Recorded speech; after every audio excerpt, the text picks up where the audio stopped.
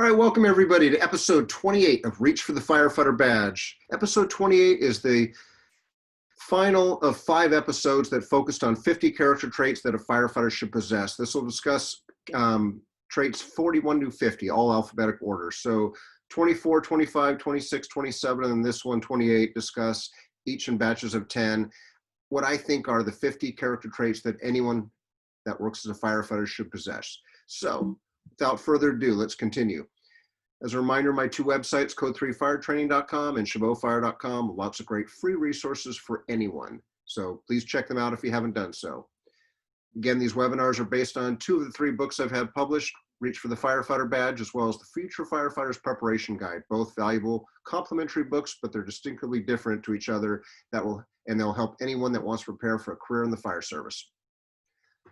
As I've shared in the previous episodes on this, I can't stress this enough. Your hiring process, when you go through the oral interview, the background investigation, the psychological evaluation, all those components are there to really test your character.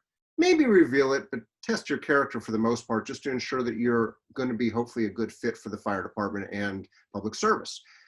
When you get to that recruit academy, that's when we really reveal your character, because we put you in stressful situations as part of teams and expect to get things done. And again, most people do very well. Some don't because they struggle with that for whatever reason. But again, character is probably critical to anyone that is hired, not just in the fire department, but in hell, any business for that matter. I mean, if you're an employer, I think you probably hopefully want to hire someone with ideal, outstanding character traits, because those are the people that are hopefully not going to get in trouble, not going to be problematic, they're not going to be high maintenance. They're going to be good employees that get the job done, but more importantly, take care of the customer and play nicely in the sandbox with others, which is key.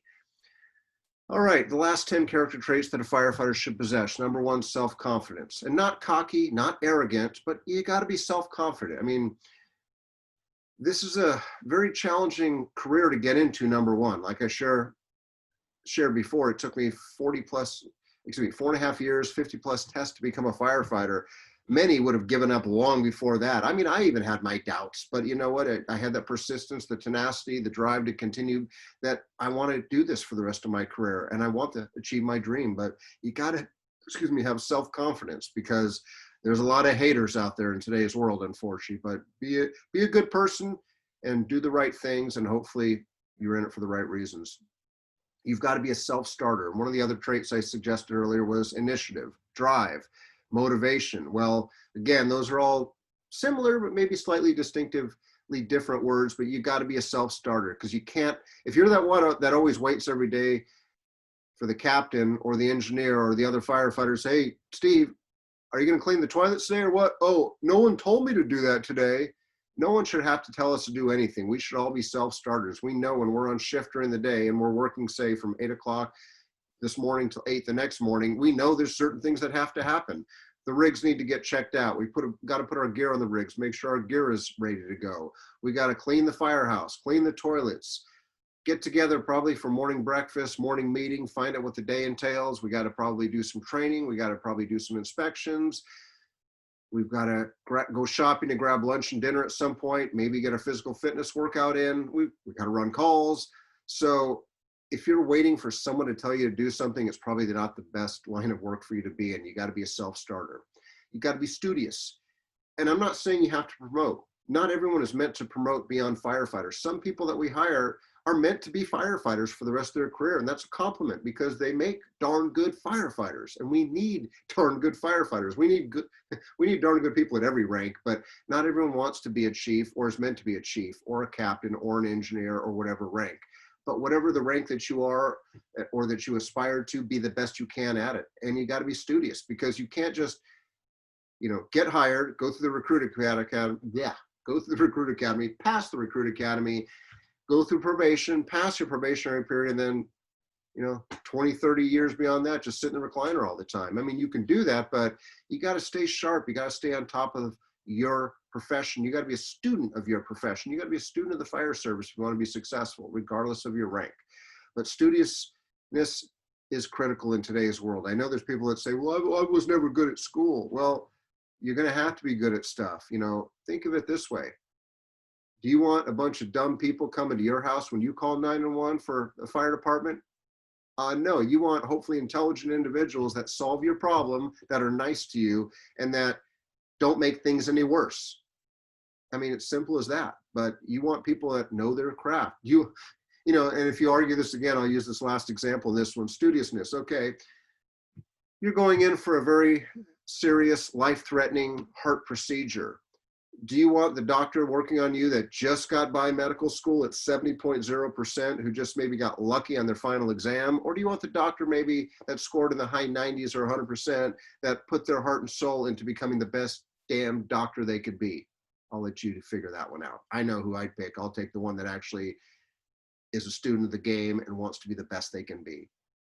Sympathy. You have to have tremendous amount of sympathy, not just for your coworkers, for the public that we serve, because we are going to be asked to do certain things when that bell goes off to help people in their time of need. Now, most calls are not significant life-threatening emergencies, but some of them are. So we have to be empathetic and very sympathetic toward others. And, you know, it requires that. I mean, so much of our work is social work, so to speak, and that's not a bad thing. It's not all fighting fire and saving lives. A lot of it is helping hold hands, helping comfort people in their time of need. And we've got to be good at that if we want to be able to do our job properly. You got to be talkative. Now, I'll say that with a grain of salt. Think about the opposite of talkative, meaning someone that doesn't talk at all, someone that's very shy and reserved. If someone's extremely shy and reserved, they're probably not going to be fun to work around, because if, you know, we want to work around others sort of like us to a certain degree, but also people that will talk, have a conversation, you know, just help pass the time and help be able to learn from each other. So if someone doesn't want to talk or can't talk or is not comfortable talking about themselves, it's going to be a long day at the firehouse. But also on the flip side, we don't want someone that's talking yak, yak, yak, yak, yak, yak, yak, yak, yak, and it's like, oh, shut up. I need to get some airtime. You know, there's a balance. But we want to have people that can communicate. And I remember years ago when I was testing to become a firefighter, I remember one of the questions, a firefighter was helping me out, and he goes, hey, if you go get a chief's interview in this department, this current chief will usually ask you questions that are not normal questions. I'm like, what? He goes, the chief asked me a question. Hey, Danny, when you open up the newspaper, the hard copy newspaper or the digital newspaper, when you open up the newspaper, what's usually the second section? What's usually the B section, the second section? And Danny goes, what the hell does this have to do with being a firefighter? He's thinking to himself. Well, he figured it out after the fact. The chief is trying to basically see, does this person have a clue of what's going on? And you still may go, what do you mean have a clue? Well, if you look at most newspapers, the ones that are still out there, there's not a lot of newspapers out there, typically the A section or the front section is usually the headline news, sometimes the nationwide news. The B section a lot of times is the local section, the local news. And then of course you may have the sports after that, the business after that, and whatever else, entertainment. And again, newspapers tend to be shrinking because less people tend to buy them. But the point I'm making here is that fire chief was looking for people, not just that new firefighting. Yeah, he can train them on that. But he was also looking for people that are in tune with what's going on in the world. Do they pay attention to what's going on? So talkative can be a good thing. You got to be able to hold a conversation without, I always say this, controlling the conversation so much that people just sort of can't get a word in edgewise. And we all know those folks. Please don't be those folks. But on the flip side, be able to hold a conversation about current events, life events. As I shared earlier, certain topics are very, getting into topics like that relate to politics can be very dicey. You used to be able to talk about politics and agree to disagree, but in today's world, you can't seem to have a conversation about politics without having someone butthurt about something. So you can never assume who your audience is, what side they take. So that's why politics is one of those things you got to be very careful with at the workplace.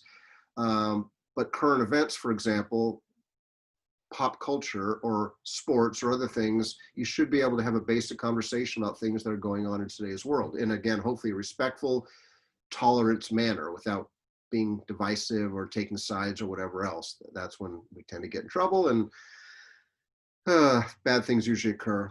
Other character traits a firefighter should possess. This job is all about teamwork. It's about being a good team player. We get things done, not through I, not through me, but through we. Yeah, most calls nationwide are handled by one engine company. If you look at it, or one truck company or one rescue company, most calls, when someone calls 911, you could probably send a crew of 3 or 4 people to handle most calls. Obviously, if the event's big enough or we need to transport someone to the hospital, or we have, a lot of things going on like a house fire or, a significant cardiac emergency, respiratory emergency, we probably need multiple companies. But again, one crew of 3 or 4 can usually handle many things that we do. Now, it's nice to have more, don't get me wrong, but it's not a crew of 1 that gets things done. It's a crew of a few at least. So we got to be good team players. We got to be able to know our team, bond with our team, and be able to be a good teammate.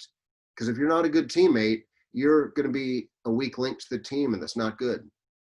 Tenacity, sort of like persistence, but tenacity is key. You got to be, again, focusing on the future, not dwelling on the past, but continuing to try to move forward. Got to be tenacious. But tenacity is a critical component, I think, that every firefighter should possess, again, for the right reasons. Trustworthiness, sort of like being honest and having integrity and having ethics, like we've touched on already, but trustworthiness is critical. Do you do what you say? Do you say what you do? Do you walk the walk, but also talk the talk? Well, more importantly, talk the talk and walk the walk, but are you trustworthy? Because again, we trust our lives to others. We're working in a crew of 3 or 4 or 5 or more people at a firehouse for 24 hours a day at a time. We leave our valuables in lockers. We leave things out. We got to trust each other that we have each other's backs. And I think that's a critical factor of today's fire service. Values. Values are key. We all have to have our own core values. One of the other webinar episodes I discussed was, what are your personal core values? I challenge you to put together your core values, be able to discuss those core values. But we all have values. Everyone's got sometimes maybe slightly different values, but you should be able to convey those to others. And then lastly, work ethic. This job entails work. Work is a 4-letter word to some people, but we have to have a good, solid work ethic. Yeah, there's days that are slow, but there's also days sometimes that are busy, and it's nonstop, go, go, go from 8 o'clock until you're off. Every day is slightly different for a firefighter, but we got to have a good, solid work ethic because it ties up to number 46, teamwork. I remember when I was a ride-along student firefighter with the Oakland Fire Department, I was assigned to an engine and a truck house. There was 4 in the engine, 5 people in the truck, and then myself, so a crew of 10. Well, I remember I was on the truck company. The truck at night usually sleeps in most departments, and the engine runs all the calls. Well, I remember at 2 o'clock in the morning, I guess the engine, I'm sleeping on the truck. And I know I've said in other webinars, jump on every call. When you're ride along, jump every call. Well, that wasn't how it worked at that station. I was assigned to the truck, so I was supposed to stay on the truck. But anyway, I remember at 2 o'clock in the morning, the engine, I guess, broke down after a call.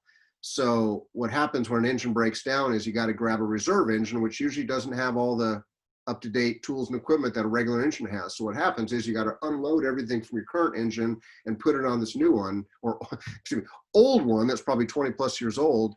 And it's going to probably take anywhere from a half hour to 90 minutes to be with a group of teammates loading everything over. Well, I remember, I guess I was, for whatever reason, tired that day, and I was sort of stuck in the laziness and complacency mode with the rest of the truck crew. It wasn't just me. It was the truck crew of 5 and myself. And I remember the engine company captain gets on the PA system, flips on all the lights for the station at 2 in the morning, and basically is like, hey, all you lazy MFers, get your asses out of bed. The engine crew has been getting their ass handed to them all day, and the engine is broken down. We've got a reserve engine that we got to switch them over. So 4 people can get the job done, but you know what? 10 people can get the job done in half the time. So get your asses down here, slackers. And it was like, ooh, and I was like, and I felt bad for myself because I should have known better. Now, it was hard for me to know that the engine needed help, but for whatever reason, I guess the captain had to say that. And I totally get it because, again, and I know there's some of the guys on the truck crew, oh, this is bullshit, and why, that's the engine's job, not ours. Well, no, this is a team. We shouldn't be divisive within our own team. It's not the engine's job. It's our job as our company. Even if it was another company, we can still help our brothers and sisters out. But work ethic is key. That was a good lesson taught to me. So I hope these 50 positive character traits were beneficial to you in some capacity, because they will come up in oral interviews. Either you're going to get asked, or maybe they're things you can throw out. So like with the other ones, be able to discuss them in a positive manner, be able to back them up with examples from your experience. You should be able to take these 50 and go through your background, whether you're 18 years old, 28, 38, you need to do a full microscope view of your whole life and your career and be able to talk about examples, maybe from your educational experiences, your work experiences, family experiences, friends, be able to talk about specific examples of how you weren't just demonstrating positive work ethic. Yeah, anyone can say it, but this is how I was doing it. And then lastly, be able to tie it into the position that you aspire to. Is it critical for a firefighter to have positive work ethic? Oh, heck yeah. Just like all these other 49 I talked about. So, as always, thank you very much for the gift of your time. My contact information, my social media, feel free to reach out if I can ever be of assistance to you in your pursuit of the badge. So until next time, take care, be safe, and have a great day, everybody. We'll see you next time.